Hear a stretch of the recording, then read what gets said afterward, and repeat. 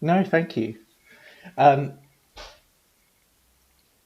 it is male hair loss for a specific reason, but obviously, I think it's. I would love to do more research and more discussion with female pattern hair loss. It's just much harder to talk about medicalization of it because that has a greater disease basis. But actually, hopefully in this presentation, it'll become clear that I think the disease basis of male hair loss is really, really questionable, and I would say the same for female pattern hair loss.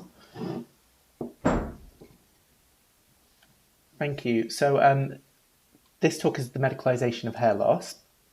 And what I'll do is I'll do a very brief introduction to hair loss, which, as Lisa pointed out, I'm focusing on male pattern hair loss. And then I'll talk a little bit about what medicalization is and the roots of hair loss medicalization, and specifically how hair loss is medicalized through advertising, through general media, including social media, Facebook, etc., and then through academic research. And I'm going to focus on one professor research outputs in particular, Professor aptly named Thomas Cash, and then through research more generally, because I think that's particularly relevant to us as researchers. And more reflective of psychology's commercially influenced sort of outputs and the conflicts of interest there. Then I'll do conclusion and references. But I should explain what medicalization is because I know that it might not be a term everyone knows. Anyway, so obviously, hair loss is particularly common for men, the type of hair loss I'm talking about, which is sometimes referred to as male pattern hair loss, androgenetic alopecia, or my preferred term after a lot of discussion with colleagues, etc., is actually balding. So, according to the NHS, about 30% of men by age 30 will have some hair loss, 70% by the age of 70. It's generally, although this isn't quite accurate, but generally you can think of it as a reduction in hair follicles across the scalp. Um, it has other terms for it, like androgenetic alopecia or male pattern hair loss, and sometimes hair loss is the overarching concept, which refers to disease based hair loss, such as alopecia areata. Um, but there is a specific term that refers to men's hair loss, which is much more common than other types of hair loss and doesn't really have a clear illness or disease basis. But that doesn't stop it being medicalized, ironically. There is no actual typical pattern to this hair loss. So there's a myth that it becomes more progressive as you age. So it starts with the temples and then goes full scalp. But actually, that's a bit of a myth. And this is a social constructed phenomenon because all hairlines do actually differ, at least to an extent. So hair loss or balding is claimed by some people to be a disease based on three kind of key arguments, although each of these arguments or claims are quite flawed. So the key argument that says that hair loss is a medical condition or men's balding is a medical condition is that it's very psychologically distressing. And this is the idea that men with hair loss get suicidal, get depressed, and experience profound psychological distress and therefore need some kind of medical treatment to resolve this. But I think, hopefully many of us would be critical of the idea that other aspects of appearance can be potentially distressing. I know this from body image research, such as having a crooked nose or slightly unsymmetrical face or unsymmetrical breasts. But we wouldn't necessarily see that as a disease. We would see that as a problem of a culture that promotes very narrow, unrealistic beauty ideals. Nonetheless, the actual claim that hair is psychologically distressing is just not borne out by the research. Myself and Hannah Frith have done a meta-analysis, and we found that the research is consistently overstating the stress, where even their own results on these really biased samples just do not show that most men who bald become psychologically distressed. And more importantly, anyway, we would see men who bald and report psychological distress as a responsible practitioner would see that as culturally influenced. So if you look at the advert in the corner there for a hair loss treatment, this is the idea: hair loss makes you suicidal, jump off a cliff, and only a treatment will save you. And that feeds into the argument, actually, if you're distressed about some aspects of your appearance, including your hair loss, that might not be individually caused or caused by the physical aspect of your appearance itself, but actually culturally mediated through adverts such as that. So that claim I would certainly disagree with. The second claim that hair loss is a disease is that it's genetically or hormonally mediated, meaning there's a hormonal or genetic basis to men's baldness.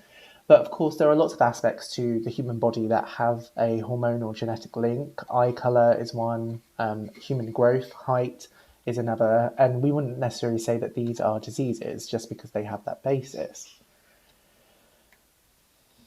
The third claim is that hair loss is actually physically harmful, and this is very difficult to assert for men's baldness because there's no real physical disease link with men's baldness. However, some medical practitioners bizarrely will say that, well, hair loss actually increases an individual's sun exposure, and sun exposure can be really damaging, or even that hair loss acts as a cushion for the head, which protects the head from being, hit. As you can probably tell from that claim, it's pretty ridiculous. So any sun exposure is a problem, not just on the scalp. We should all be wearing SPF 50 everywhere. But also, there is sometimes a problem of not getting enough sun exposure. Secondly, hair isn't enough of a cushion to protect any person from any kind of traumatic blow. If you go on a motorbike, you need a helmet. You don't need a thick head of hair. So the argument that hair loss is physically harmful really is one of the weakest claims that it's a disease. And indeed, if you take the arguments that some of these researchers and medical practitioners make, you can even see hair loss having physical benefits. There is a bit of evidence that people don't get enough vitamin D exposure. So actually, if you have hair loss on your scalp, you might get a bit more sun exposure. But actually, some people do claim that hair loss isn't a disease. For instance, Calm there and the NHS says that most hair loss doesn't need treatment, as it is either temporary and it'll grow back, or is just a normal part of getting older. So the NHS have still got this listed on their website currently, which is really important. Nonetheless, some people claim it's disease, some people claim it's not. I think the claims for disease are very, very poor and shaky. If it is a disease, then it's largely a benign one with very, very minimal impacts on an individual. And importantly, if it's a very benign disease, then it's probably not going to be in a cost-benefit analysis, the treatments that are given for hair loss, like surgery or finasteride even, are probably going to cause more physical harms than the potential physical harms of hair loss if it was a disease. And then I think I come back to this question all the time: if hair loss really was a disease, are we really saying that bald men such as Vin Diesel, Bruce Willis, etc., all live with this untreated, undiagnosed disease? They're just walking around with that. I find that kind of preposterous myself, and I think other people might as well. So I and other people would say that hair loss or men's baldness has been medicalized, and this is, in the words of Ray Moynihan, the transformation of ordinary processes of life into medical phenomenon through the individual and unregulated attempts to change public perceptions about health and illness to widen markets, which is a really accurate and important definition of medicalization in my view. Other examples of medicalization you might be aware of are cellulite, which was first used by the fashion magazine Vogue, or halitosis, the medical term for bad breath, which was invented by a chewing gum company. We might look at BMI or fatness as related to insurance companies who made that term as well. So the hair loss industry is projected to increase to 16 billion American dollars by 2024. It's very lucrative. It consists of hair transplants, pharmaceutical products through Merck, especially, and then wigs and hairpieces as well. And it's a very lucrative industry. And so the process of hair loss medicalization occurs through these different channels that are quite pervasive. And the first one I want to look at today is advertising. A discourse analysis of key websites for hair loss that was supposed to be educational pointed out four kind of patterns in the way hair loss is represented by Harvey in 2013. It's a really brilliant paper. And one of the first ways is this idea that the balding man is outcast and lonely and isolated. This is through adverts and websites online, and particularly in images. So this is actually a hair loss advert for a treatment, and it represents a single hair follicle in a desolate, barren landscape as a metaphor for the balding man. So another way is that hair loss is profoundly, disturbingly, psychologically painful and will lead to suicide. And these are real adverts, making a metaphor of the balding man about to jump to his death, and the only person willing to save him from suicide is a hair loss medical topical treatment, which is what the product there is advertising. And this is really, really common. This is quite a profound example or evocative example. Typically, other adverts will just feature balding men looking very, very sad and distressed and lonely, and sometimes even crying and stuff. It's that obvious. Another way is the way hair loss is medicalized through advertising is this neoliberal discourse that basically men with full heads of hair are much, much happier, have better lives, have more advantages, etc. And more importantly, that balding men, it's within their choice and power to act against their hair loss. So you'll have phrases like losing your hair is a choice and you just need to identify it and then combat it with our treatment. Couldn't be easier. Or stuff like you can do something about it. Don't just let hair loss occur, or take over. Ultimately, of course, the bald man will be lonely, isolated, and not heterosexually fulfilled because all men are heterosexual, and the man with a full head of hair will get the woman. So you're not just using hair loss products for yourself, but you're using it for her, and you're going to be happy and successful if you keep your hair, and if you're not, you're going to be lonely. So these are the key kind of discourses that the advertising hair loss promotes, and it's a key way hair loss is medicalized. But more broadly than these adverts, which are quite, starkly, I would say, outrageous, there's a real just consensus where hair loss is medicalized in these different formats that people wouldn't expect, especially educational, supposedly educational resources. So this is just a brief, when I was looking at hair loss apps, on my phone or games, and most of them are really just about preventing hair loss or promoting treatment, and or kind of rubbish science that will show you the basis of how to prevent further hair loss.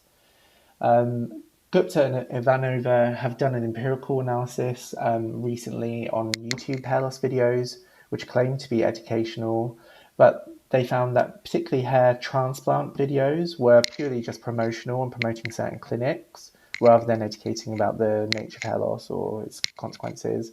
Most videos were biased. They were created by commercial actors with vested interests in hair loss products. And just 10% of the videos on YouTube, and these were the most popular hair loss videos, actually indicated any kind of empirical sources or research to back up their claims.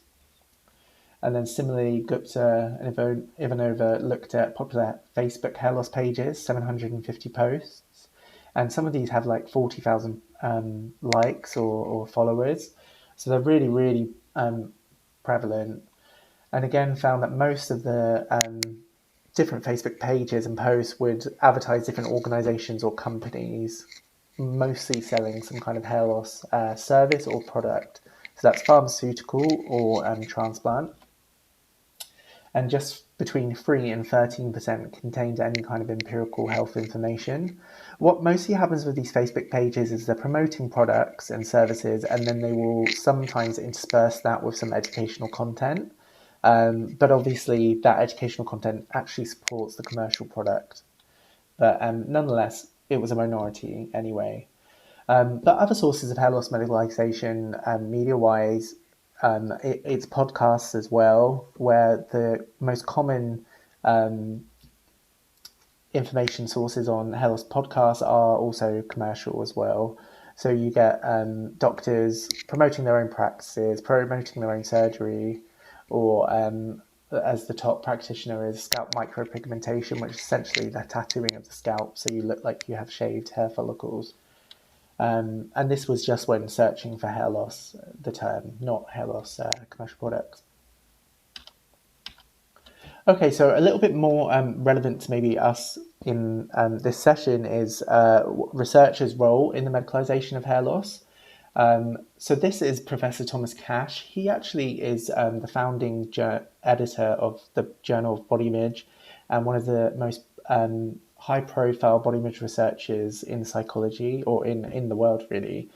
So I know him from my PhD on a separate topic.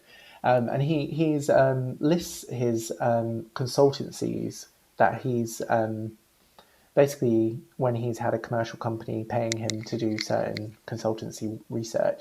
And these are about 24 that he listed on his publicly available CV in 2012. And what you can see highlighted in red is a lot of pharmaceutical companies have paid him for quite extensive hair loss, for research. And one company, Neutrogena, which is it's a cosmetic company as well.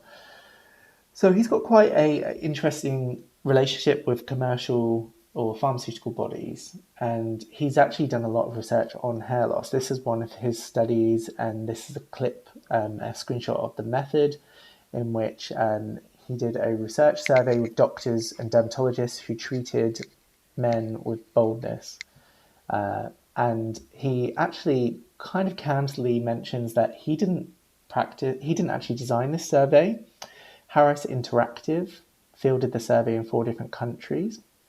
And these countries were selected because they represent those of the highest reported sales of approved over-the-counter and prescription products for male pattern hair loss treatment. And of course, the companies that are selling these male pattern hair loss treatments are funding this research that he puts his name on, yet he didn't design it. Harris Interactive is actually a market research company. So this is from his 2009 paper. It is funded by a pharmaceutical company, as much of his hair loss research is. And what you can see kind of fascinatingly, in my view anyway, is how the more funding Thomas Cash gets for hair loss as time goes on, the more medicalized his recommendations and definitions of hair loss become. So he actually defines, these are verbatim quotes, hair loss. He refers to hair loss, men's hair loss, in 1990 as visible hair loss. Then 20 years later, roundabout, he refers to hair loss as a polygenic inherited disorder. And this is really highlighting the genetic basis of hair loss. And then just 1 year later, he medicalizes hair loss in the most extreme way by saying it's possible that some physicians are less experienced in treating male pattern hair loss by choice, perhaps considering non-disease hair loss, in quotation marks, as a cosmetic issue. So he, in that final reference to hair loss, is eschewing any possibility that hair loss might not be a disease, which is a bit of a departure from the more benign phrasing in his early papers of 1990 as well as 1993. But perhaps more compelling in terms of the medicalization of hair loss through his research is the implications he makes at the ends of these studies he does on hair loss. So in 1990, his implication is incredibly simple. It is men as well as women have hair loss and body image concerns. We must not restrict our investigations to the female gender. So he's saying we should include men in research. That's his singular implication in his 1990 paper on hair loss. Then 3 years later, he advocates for a range of services to be offered to the balding man, and that should include medical or surgical treatments, non-surgical hair replacements, meaning wigs, and psychotherapeutic assistance may be valuable. So he's offering commercial products as well as psychotherapy, which is a range of options, which is something. It's better than other implications. And then in 2009, he is very clear about telling medical practitioners, GPs, that they should be emphasizing the treatable nature of balding or male pattern hair loss and the consequences of doing nothing to balding men, which is pretty much as explicit as you can get in telling medical practitioners that they should be advocating for commercial hair loss treatments without literally saying it. So in my view, you can see this progression where Cash uses more medicalized terms and advocates for more commercial interventions as time goes on and as he continues receiving commercial funding. So Cash has about 14 studies on the psychosocial impact of hair loss.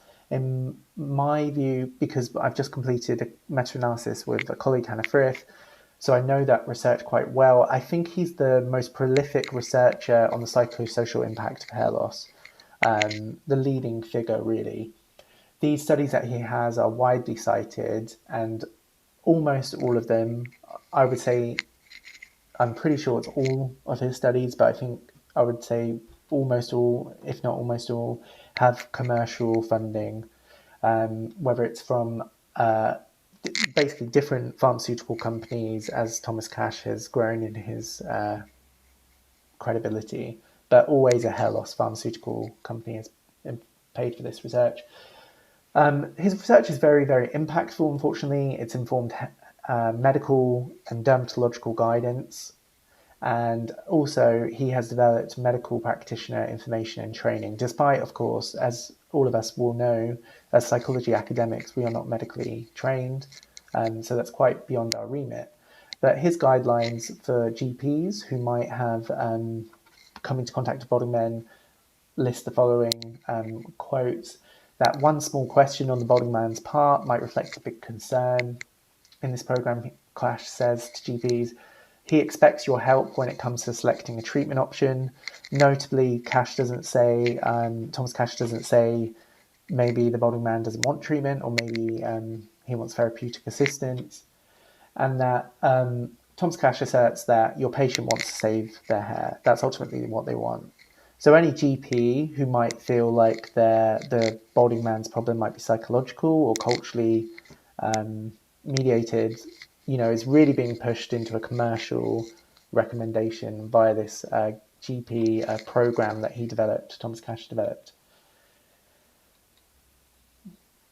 Unfortunately, obviously, Thomas Cash is not alone in this. There is a real consistent pattern where research is overstating the distress that hair loss is supposed to bring about.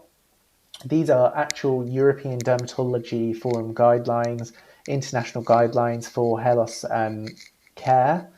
This is supposed to be for medical practitioners, and one of their statements is that independent of the age and gender, patients diagnosed with androgenetic alopecia undergo significant impairment in their quality of life. That's right at the start of these guidelines. So these guidelines refer on just 2 studies. One of them is Cash's and the other is Alfonso. Both of those studies don't actually show a significant amount of psychological distress among their balding male participants. So Cash's study, verbatim quote, is actually that balding men actively cope with their distress. And then Alfonso's study, most of the participants in Alfonso's study did not actually want baldness treatments, and when they did want them or use them, they weren't successful. Between 38 and 80% of the participants didn't have success with the treatments. And then of those who did use commercial treatments for their baldness, between 37 and 62% did not report any psychosocial benefits, so any benefits to self-esteem or confidence or body image. So quite sizable proportions of these participants in both these studies aren't showing an impairment in quality of life, But nonetheless, they're used really uncritically in this dermatological guidance. And of course, this isn't to say anything about the conflicts of interest in both of these studies, i.e. both being funded by commercial pharmaceutical funding.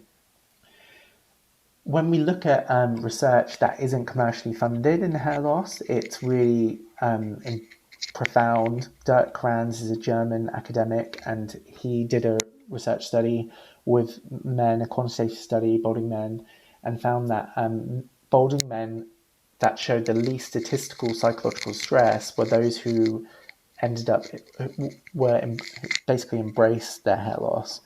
So either shave their hair loss off or just let their balding be natural.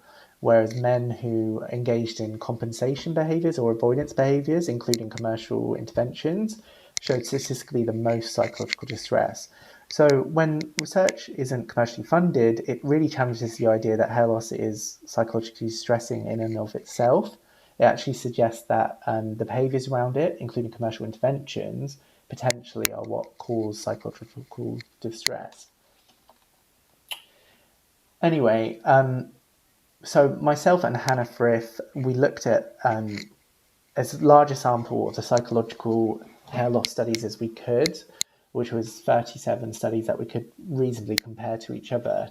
And we found that 3/4 of them had commercial conflicts of interest, but many of them were actually undisclosed, and some of them actually claimed to have no commercial conflicts of interest, and yet a very cursory Google of the author would show that they have a business selling hair loss products, which is a commercial conflict of interest when you're looking at this research.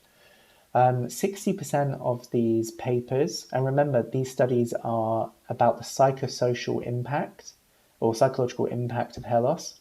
Nonetheless, 60%, 6 out of 10, were recommended pharmaceutical or cosmetic treatments, which to me I think is quite scandalous because the whole premise of the research is about the psychological toll of hair loss. So the most natural implication would be psychological counselling, psychological therapy, etc.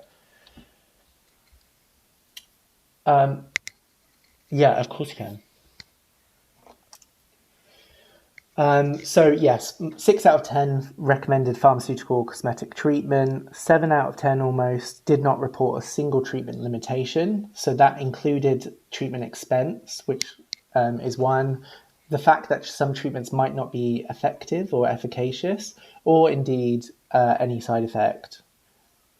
So most commonly, they were recommending treatments, but with no disclaimer whatsoever. And then 70% recruited by samples. So that meant they were presenting balding men who came into clinics, hair transplant clinics, as representative of all balding men. And of course, they're not, because many balding men don't seek out treatment. And then 63% used medicalized language for hair loss, such as androgenetic alopecia or disease, or patients, or even just suffering from hair loss. So the impact of this medicalized language has been brilliantly shown by some great work where different conditions have different terms, and experimental studies have shown that the more technical and scientific the label for a condition, the more anxious a patient is, and the more likely a patient is to get invasive treatment. So if you have a sprain on your ankle, if you use the medicalized term for that, and it might naturally heal, but if you use the medicalized term for it, the patient's more likely to get invasive stuff. And I believe that's absolutely the case with hair loss. Anyway, sorry, I know I've raced through that. I'm just going to talk a bit more about wider context because I think that's probably more interesting to psychologists. So hopefully we know a bit about how powerful Big Pharma is. Really shocking. There is quite a rap sheet of things that large pharmaceutical companies have done online that I think is really important to confront. So if Merck, for instance, hopefully have set up their own academic journals purely to promote their own products. And Elsevier, the publisher, the academic publisher, went hand in hand with Merck to do that. Merck have been they had an email memo leaked where they had a list of medical practitioners speaking out against their treatments, and a Merck employee said we need to destroy, gag, or discredit these practitioners. This is public record. Of course, these are incredibly, lucrative businesses as well. And of course, once you get pharmaceutical funding for a research study, mostly you sign a gagging clause where you cannot talk about any unflattering results. So we know this problem in psychology. Pharmaceutical industries pay psychologists. More than 65% of those who wrote the DSM, latest version of the DSM, were paid by Big Pharma. And these psychologists were much more likely to recommend pharmaceuticals as treatments rather than psychotherapy, CBT, or any kind of alternative non-pharmaceutical treatment. And this is brilliant research by Cosgrove and Wheeler, who also found that the APA, who was trying to regulate for this by asking psychologists to please disclose your commercial funding, found that made no difference whatsoever. And psychologists were carrying on. So I think former APA President Stephen Sharfstein sums this up really well. He says we must examine the fact that as a profession, we have allowed the biopsychosocial model to become the bio model because that suits pharmaceutical interest. And then just briefly, a court case has recently revealed that Merck, one of the biggest creators of hair loss commercial products, namely Propecia and Rogaine and Minoxidil and Finasteride, hid the side effects and evidence of the side effects of these treatments. And some men have, have killed themselves since taking them. And this information and evidence was not revealed. There's a growing body of evidence of what's called post-finasteride syndrome, which is the myriad side effects that you can get from finasteride, including sexual dysfunction and depression. So anyway, in conclusion, hair loss medicalization is really, really widespread. It's profoundly embedded in our culture, unfortunately, and it's actually quite difficult to challenge because there might be some psychological distress for some men with hair loss, and because that's kind of true, it's used as the sort of wedge to say, well, if they're distressed, then they must have treatments, which means they must pay money, which means what we're saying is correct and we don't need to worry about the commercial conflicts of interest. Of course, there are vast profits behind this medicalization. As Ray Moynihan says, balding men must give informed consent if electing to use commercial interventions. A lot of medical practitioners are the gateways to these commercial interventions. And he says that informed consent means being informed about medicalization and disease mongering. And I would go further and say, and also beauty ideals, cultural beauty ideals, and messages around baldness. If you live in a society that says baldness is ugly and suicidal, then that's going to factor in your decision making when you come to choose to respond to your baldness. The other thing that's maybe encouraging, because it's nice to end on a healthier note, is that resistance to hair loss medicalization does occur. Balding is so common among men that many men manage to find healthy, positive, fulfilling lives outside of balding, despite this kind of profound medicalization. I don't know, I think that's kind of hopeful. So just some key references, especially about pharmaceutical industry influences, which aren't hair loss specific, but are very relevant to the discipline of psychology. And that's me done.